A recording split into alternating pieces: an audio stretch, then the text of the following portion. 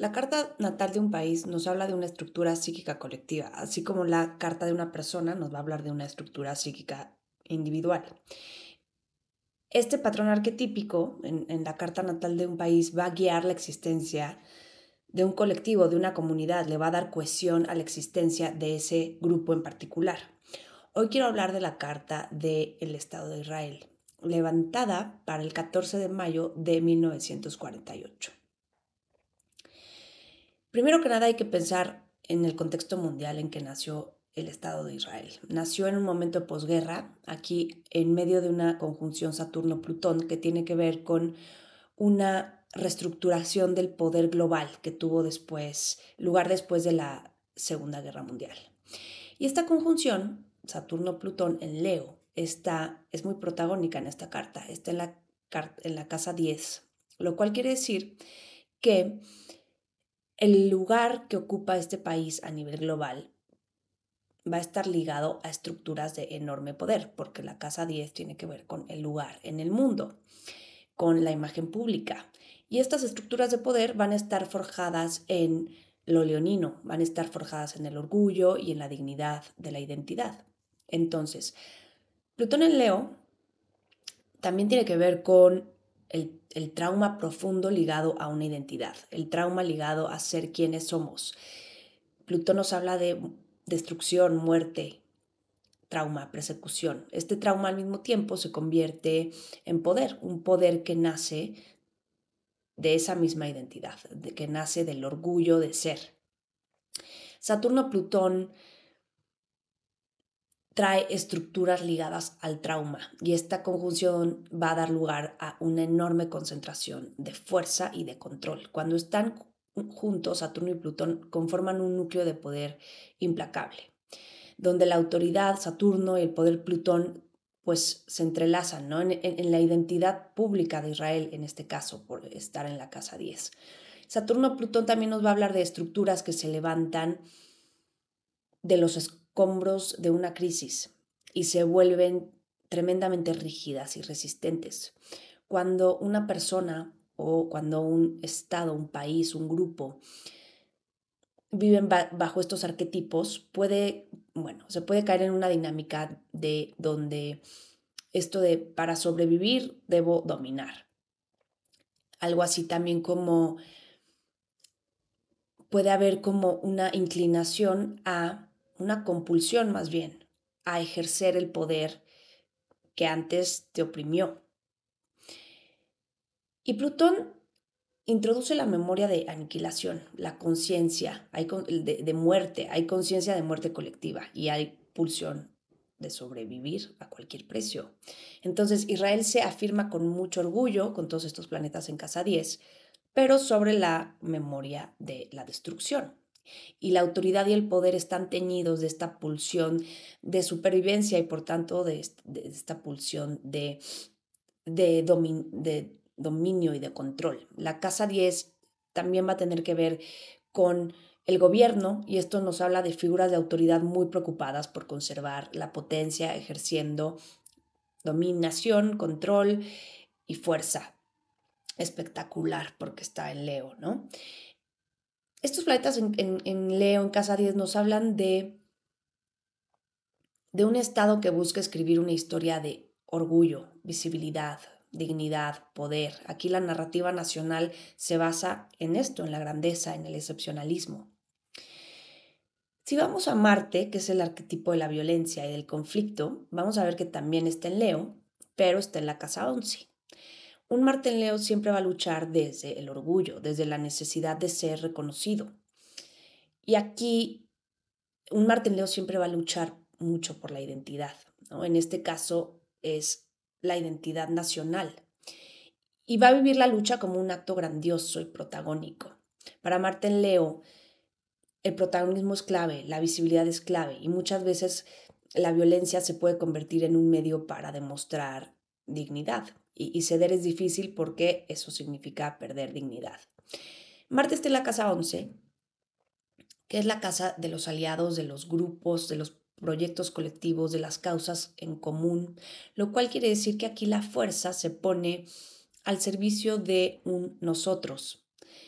esta es la casa de la comunidad. Entonces la comunidad se une en torno a la amenaza y esto refuerza mucho un sentido de nosotros contra ellos.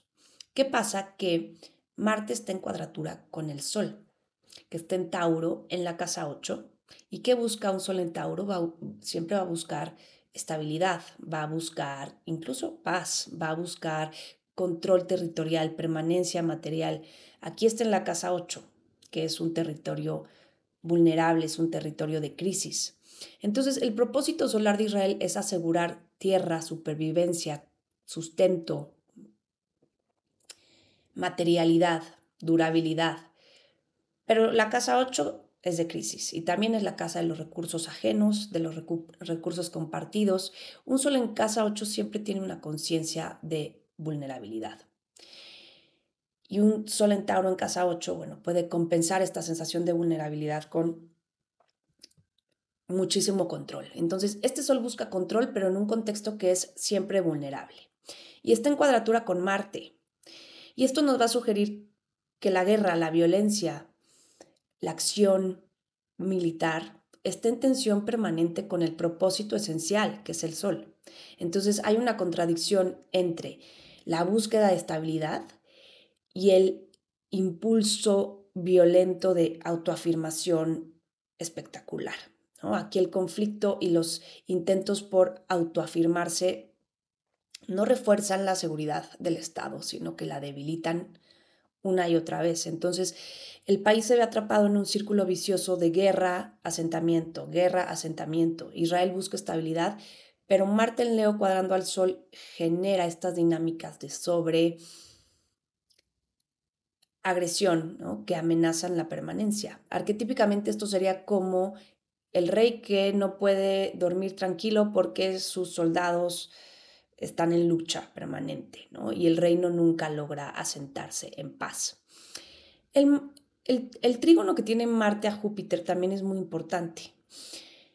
Júpiter está en Sagitario en la casa 3 y es un Júpiter muy fuerte porque está en su propio signo y es expansivo, es entusiasta, también es dogmático y está muy ligado a la fe y a la religión. Está en la casa 3, que es el campo de la comunicación, de la narrativa, de la educación, de la propaganda. Entonces, este trígono de Júpiter le da mucha fuerza a Marte y es como que une la fuerza marcial con el discurso y la visión jupiteriana. Entonces, el discurso se convierte en arma y la violencia y el conflicto se convierten en vehículos de expansión. Júpiter aquí trae una justificación siempre, una justificación ideológica para la violencia. Es como una fuente de justificación espiritual. Cada acción se enmarca dentro de una narrativa de sentido mayor. Entonces es como este guerrero que actúa inspirado por el profeta. Pero el peligro es que aquí la violencia se convierte en una especie de cruzada, ¿no? Bendecida por la fe.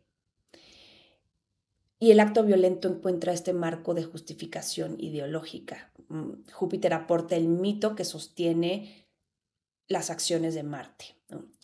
Y aquí este aspecto incluso nos habla de cómo la violencia se puede convertir en una especie de discurso sagrado, ¿no? Y esto explica por qué el uso del poder militar viene acompañado de un relato que lo justifica en términos de sentido, de propósito, de misión. Entonces, Israel tiene un Marte muy orgulloso en Leo, que se vive colectivamente en casa 11 y que se justifica narrativamente con el trígono de Júpiter en casa 3. O sea, es un Marte con un componente ideológico muy grande y que es, por supuesto, muy difícil de cuestionar desde adentro. Pero Júpiter, que está en la casa 3, tiene una oposición con Urano en Géminis en la casa 9. Y esta oposición es interesante porque Urano es el símbolo de la rebelión, de lo disruptivo. En Géminis nos trae la ruptura a través del pensamiento crítico, de el razonamiento. Entonces, Urano en Géminis rompe con las narrativas dogmáticas de Júpiter en Sagitario. Mientras Júpiter en Sagitario va predicando una gran verdad todopoderosa, llega Urano en Géminis a introducir el cuestionamiento, y con el cuestionamiento viene el desacuerdo, la disidencia, ¿no? Entonces, hay mucha fuerza narrativa desde Júpiter en Sagitario, y por otro lado, hay una irrupción de voces críticas que cuestionan a Júpiter, ¿no? A través de este Urano en Géminis, que está en la casa 9, la casa del extranjero. Y esto nos habla de cómo fuera de las fronteras de Israel, este relato no convence. Al mundo internacional no convence. Los pueblos globales aparecen bajo la figura de Urano escéptico, disruptivo, que no reconoce al mito jupiteriano. Entonces es como el hereje que desarma el discurso de Júpiter. Y la luna, que representa al pueblo, también está en Leo y está en la casa 10. Entonces, este es un pueblo que necesita ser visto y ser afirmado en su singularidad. Hay una necesidad de cohesión en torno a estos símbolos de dignidad, orgullo nacional, misión especial. Está en casa 10, el pueblo necesita ser reconocido con esta dignidad bajo la luz pública mundial. Todos estos planetas en Leo tejen como esta narrativa épica, ¿no? de orgullo. Existir es un acto de orgullo. Hay que afirmar el lugar en la historia. Y el hecho de que la luna esté en ese mismo signo nos habla de cómo el pueblo entero comparte esta carga. No es solo el Estado o los líderes, esto es una emoción colectiva que aparte se proyecta mucho hacia afuera, ¿no? Queda muy visible porque está en casa 10. Entonces, el mito fundacional aquí claramente es el del pueblo elegido. Esto aparece con mucha claridad, ¿no? Una nación que vive su existencia que siente que su existencia tiene un significado singular, ¿no? Y cuando hablamos de mito, pues no se trata de algo falso, es una narrativa que se vive como muy real. Ya lo sabemos si conocemos nuestra carta natal, que el mito de nuestra carta natal lo vivimos como absolutamente real, ¿no? En este caso, este mito le da sentido y cohesión a la vida de un grupo. Y el mito fundacional de una nación es la historia que el propio colectivo se cuenta para justificar su existencia. Otro aspecto interesante aquí es que el Sol en Tauro se opone a Quirón en casa 2, entonces aquí la herida de la pérdida, de la destrucción, en casa 2, la casa de las posesiones, de lo que se tiene. Y esta herida se manifiesta claramente como un terror a la desposesión, ¿no? Entonces el Sol en Tauro busca afirmar, yo tengo, yo permanezco, y Quirón en Escorpio del otro lado recuerda, pero hubo pérdida, pero hubo destrucción, pero hubo muerte y todo es vulnerable, ¿no? Entonces este aspecto nos habla de una nación que se construye sobre esta herida, ¿no? Y la supervivencia misma se convierte en parte de la identidad. Por último, el ascendente está en Libra, lo cual nos habla de que el destino nacional se define mucho a través del otro, a través del amigo, a través del enemigo, a través del aliado. Un ascendente en Libra siempre tiene como trabajo, ¿no? Como misión lograr una cooperación, una complementariedad. Pero en esta búsqueda, Libra muchas veces se coloca en los extremos, y si bien la búsqueda del acuerdo es el eje central de este ascendente, pues no siempre se logra, ¿no? Y tiene que haber, claro que voluntad, en este caso voluntad colectiva, que es todavía más difícil para lograrse. Y el regente del ascendente es Venus, que está en Cáncer, en la casa 9, y aquí los valores tienen que ver con cerrarse en el clan, con proteger el pasado, ¿no? Y todo esto se convierte en ideología y en fe incluso, en práctica espiritual, porque Venus está en la casa 9. Cabe recalcar que entre Marte, el Sol y Quirón forman una T cuadrada. Entonces, bueno. Esto es todo y gracias. Seguiremos compartiendo